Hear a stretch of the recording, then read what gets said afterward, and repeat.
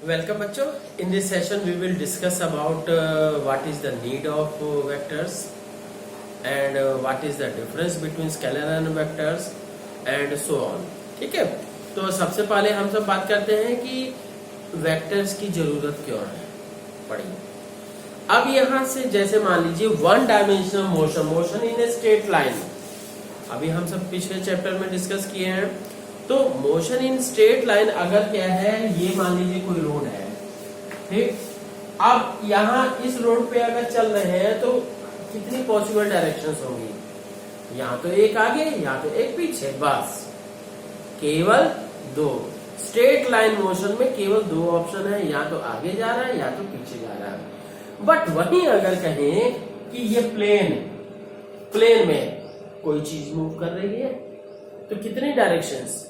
भाई यहाँ कोई है, मान लीजिए ये फर्श है, ठीक, फर्श है, फर्श के ऊपर क्या है, कोई चूहा है, कितनी डायरेक्शन से मैं मूव कर सकती हूँ? बहुत सारे, ठीक है. इसी तरह से क्या है कि इसलिए टू डायमेंशनल मतलब मोशन इन प्लेन या मोशन इन 3D, तो उसके लिए हमें वेक्टर्स की जरूरत पड़ेगी. ठीक है. तो अब बात करते हैं जी. हाँ, तो लिख सकते हो कि in straight line motion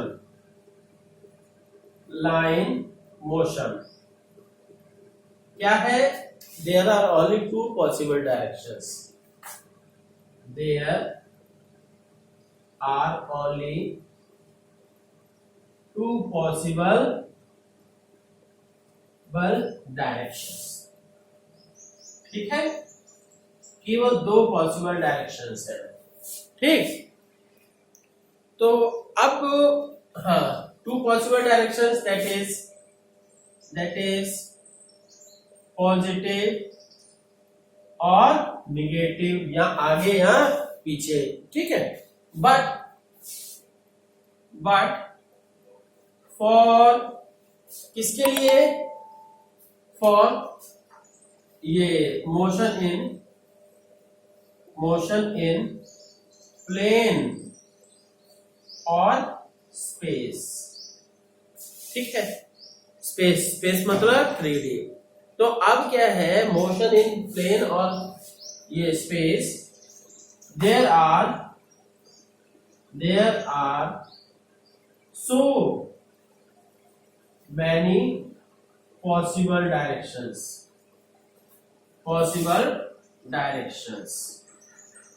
Is that clear? There are so many possible directions. So we need a new concept कहिए, quantity नहीं, concept of ये. So we need a concept of vectors. ठीक है, कि कौन सा स्केलर है, कौन सा वेक्टर है. ठीक. तो ना बच्चों, all the quantities can be divided into two. Mainly क्या है, आपके स्टैंडर्ड तक टू क्लास ये पार्ट्स में डिवाइड किए जा सकते हैं, जैसे स्केलर और वेक्टर. पर हायर लेवल्स पे जाओगे तो क्या है, एक टेंसर्स का भी कॉन्सेप्ट आता है. स्केलर वो क्वांटिटीज हैं जिनमें कोई डायरेक्शन की जरूरत नहीं होती. ठीक. और वेक्टर्स वो जिनकी कोई एक स्पेसिफिक डायरेक्शन होती है. और तीसरी क्या, टेंसर वो क्वांटिटीज हैं जिनकी इनफाइनाइट डायरेक्शंस होती है, हर पॉइंट पे अलग डायरेक्शन. ठीक है. तो जैसे प्रेशर हो गया, ये क्या है तो टेंसर, पर क्या है, हमारे वेक्टर्स के रूल्स को फॉलो नहीं करता है. तो क्या आप सभी के लेवल तक प्रेशर को हम क्या करते हैं, दैट इज ये स्केलर. ठीक है. तो एंड सो ऑन. तो अब ये हाँ, तो अब देखते हैं क्या करना था. हाँ, क्या कि तो स्केलर, तो लिखे all the physical quantities can be divided into two. ठीक है. मैं टेंसर की बात नहीं कर रहा, केवल दो ही आप सकते हैं लेवल की. फर्स्ट स्केलर्स, ठीक, एंड सेकेंड वेक्टर्स, ठीक। तो अब स्केलर की बात करते हैं, क्या है? Scalars are the physical quantities which require only magnitude for its complete description, ठीक। तो लिखते हैं क्या पहले इसके बारे में, these are the physical quantities which require only magnitude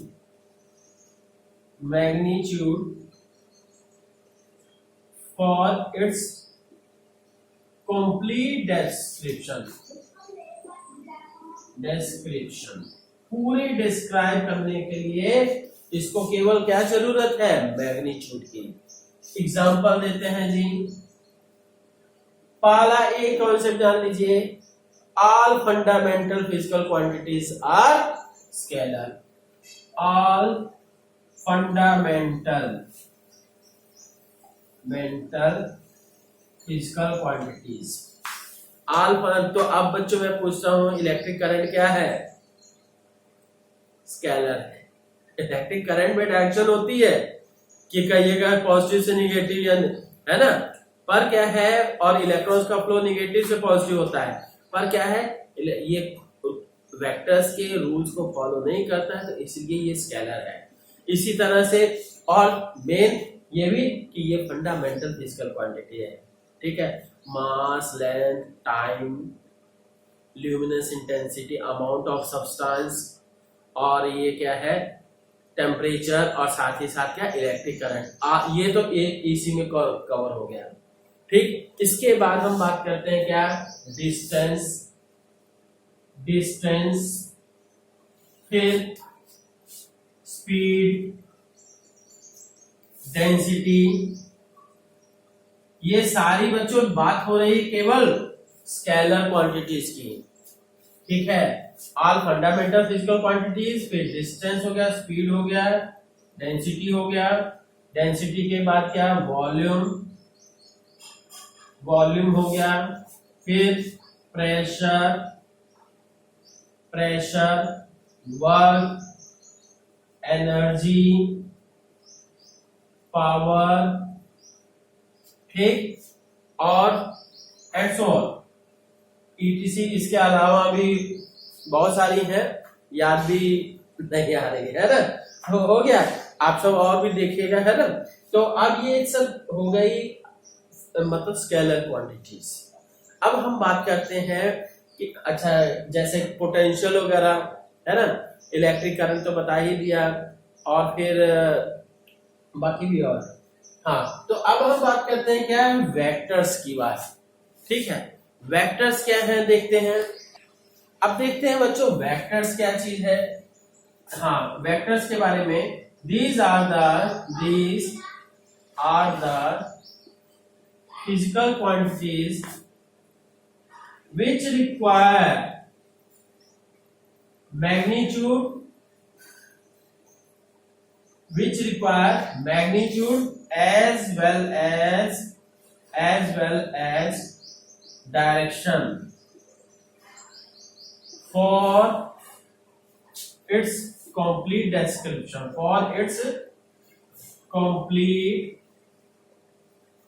description, ठीक, फॉर इट्स कंप्लीट डिस्क्रिप्शन। तो अब क्या है, ये हो गया जी, एग्जांपल के तौर पे हम बोल दें क्या चीज है, these are the physical quantities which require magnitude as well as direction for its complete description. पूरी तरह से डिस्क्राइब करने के लिए मैग्नीट्यूड के साथ साथ डायरेक्शन की भी जरूरत है। अब ये देखिए जी, कौन कौन सी, जैसे डिस्प्लेसमेंट, और फिर वेलोसिटी, फिर एक्सीलरेशन, और फिर फोर्स, और मोमेंटम, इम्पल्स, ठीक है। और इसके अलावा मोमेंटम हो गया, इम्पल्स हो गया, एक्सीलरेशन ड्यू टू ग्रेविटी, वो तो एक्सीलरेशन में ही काउंट हो जाएगा। ठीक है, तो ये सब क्या है, इसके अलावा भी और भी है ना। तो ये सब याद रखिए, आप सभी को याद करना चाहिए, होना भी चाहिए। ठीक है, तो अब देखते हैं कि स्केलर और वेक्टर में क्या आइडेंटिफिकेशन है, कि कौन सी चीज स्केलर होगी, कौन सी चीज वेक्टर होगी और क्यों होगी। ठीक है, अब देखते हैं बच्चों की स्केलर क्या है। ये इधर स्केलर हो गया और इधर वेक्टर हो गया। ठीक, scalar it has only magnitude, इनके केवल मैग्नीट्यूड होता है, डायरेक्शन नहीं होती है। ठीक, तो इसमें क्या है, it has magnitude as well as direction.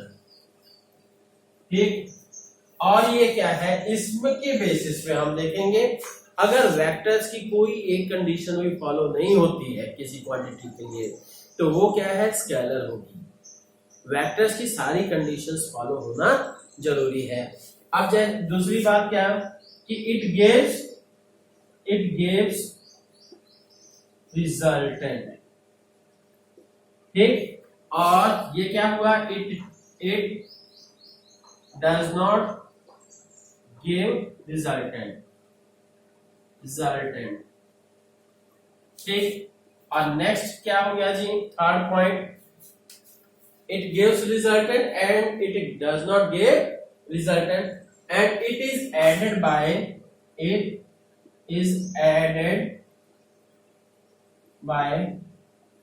triangle law of vector addition। ठीक, तो बच्चों ये जान लीजिए, ये वेक्टर एडिशन बोलोगे सिंपली कि it is added by vector addition and it is added by ये क्या, किसके द्वारा ऐड किया जाता है, by algebraic method. Algebraic method, इसको हम सभी क्या है, अलजेब्रिक मेथड से ऐड करते हैं। और इसमें क्या है, रिजल्टेंट हो गया, इट इज पाथ इंडिपेंडेंट। ये पाथ इंडिपेंडेंट है और ये क्या है, इट इज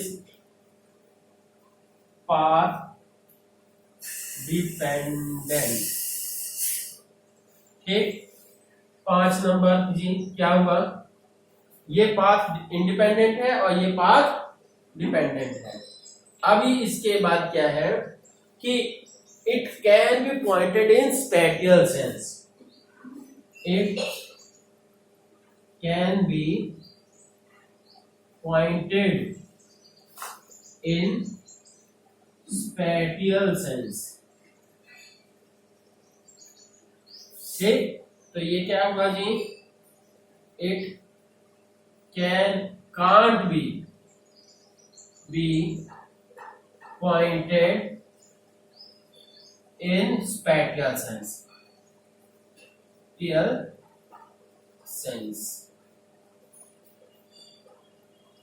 है, तो ये चीज, अब बच्चों ये देखते हैं कि ये क्या चीज है। सबसे पहले तो मैग्नीट्यूड और डायरेक्शन तो आप सभी समझ ही रहे हैं। अब it gives resultant and it does not gives resultant. अब जैसे हम कह रहे हैं फोर्स की बात है, फोर्स अगर किसी बॉडी के ऊपर ये है, हम कह रहे हैं कि फोर्स लग रहा है इधर से 3 न्यूटन लग रहा है, इधर से 4 न्यूटन लग रहा है, तो नतीजा क्या होगा कि that is resultant will be, दोनों कैंसिल करेंगे तो 1 न्यूटन रिजल्टेंट आया ना, है ना। तो पर इसी तरह से क्या है, जैसे हम कहें कि इधर 4 न्यूटन जैसे डिस्प्लेसमेंट है, तो इस कारण से ये क्या है, फोर्स क्या है, ये और बाकी सारे भी रूल्स फॉलो होते हैं, पर क्या है ये मैं केवल शो करने के लिए बता रहा हूँ। इसी तरह से क्या है डिस्प्लेसमेंट के लिए, डिस्प्लेसमेंट जैसे 3 मीटर इधर गया, फिर इसके बाद 4 मीटर इधर गया, जैसे 3 मीटर ईस्ट में गया, 4 मीटर नॉर्थ में चला गया, तो देन ये डिस्प्लेसमेंट क्या होगा, displacement will be 5 metre in north east direction, है ना। तो अब क्या है, जबकि अगर डिस्टेंस काउंट करनी होगी, distance will be 3 metre plus 4 metre, that will be equals to 7 metres. इसी तरह से क्या है, इसीलिए डिस्टेंस जो है पाथ डिपेंडेंट हुई, पाथ पे, और डिस्प्लेसमेंट के लिए कोई मतलब नहीं है कि चाहे इधर से गया चाहे इधर से गया, किसी भी तरफ से गया, फाइनल क्या है इसका 5 मीटर एंड नॉर्थ ईस्ट हुआ, दैट इज डिस्प्लेसमेंट। ठीक, तो इसी तरह से हम कहेंगे कि जैसे कि मान लीजिए ये एक वायर से 3 एम्पियर आ रहा है, एक वायर से 4 एम्पियर आ रहा है, तो दोनों मिला के क्या है, दोनों वायर से आगे आप सभी 12th में पढ़िएगा कि दोनों मिला के क्या है 7 एम्पियर ही बनेगा, चाहे दोनों के बीच 3 और 4 एम्पियर के बीच कितना भी एंगल बनता है। ठीक, तो ये 7 एम्पियर होगा। तो मतलब ये सिंपली क्या है, इलेक्ट्रिक करंट को भी हम ऐड करते हैं कैसे, अलजेब्रिक मेथड से। So it is a consequent, it is a scalar quantity. ठीक है, तो बच्चों अब ये है ट्रायंगल मेथड, मतलब ट्रायंगल के मेथड से ऐड किया जाता है। अलजेब्रिक का मतलब सिंपल एडिशन, तो जैसे अभी मैंने डिस्टेंस और करंट के बारे में बताया और रिजल्टेंट के बारे में बता दिया। अब पाथ डिपेंडेंट और पाथ इंडिपेंडेंट, अब जैसे क्या है डिस्टेंस देखिए, इधर से 3 मीटर इधर से 4 मीटर, टोटल हुआ 7 मीटर। तो अब क्या है, जबकि डिस्प्लेसमेंट क्या हो रहा है, डिस्प्लेसमेंट किसी भी पाथ पे डिपेंड नहीं कर रहा है, वो किसी भी तरफ से जाए, हम उस पॉइंट पोजीशन इनिशियल और फाइनल पोजीशन सेम है, तो क्या होगा डिस्प्लेसमेंट विल बी सेम। ठीक, but distance is path dependent. ठीक, इसी तरह से वर्क है या एनर्जी है, वो सभी भी क्या है पाथ पे डिपेंड करते हैं कि कैसा पाथ है, किधर आप शॉर्ट पाथ अप्लाई कर रहे हो, लॉन्ग पाथ अप्लाई कर रहे हो, तो इसलिए क्या है वर्क और एनर्जी वगैरह भी क्या है, दोज आर ये स्केलर क्वांटिटीज, जबकि टॉर्क जो है वो वेक्टर क्वांटिटी है ना। हाँ, अब देखिएगा can't be pointed in spatial sense और can be pointed in spatial sense। spatial sense मतलब स्पेस में। ठीक, आप जैसे डिस्प्लेसमेंट की बात करें तो डिस्प्लेसमेंट को हम ये पॉइंट से शो कर सकते हैं कि ये है लोकेशन।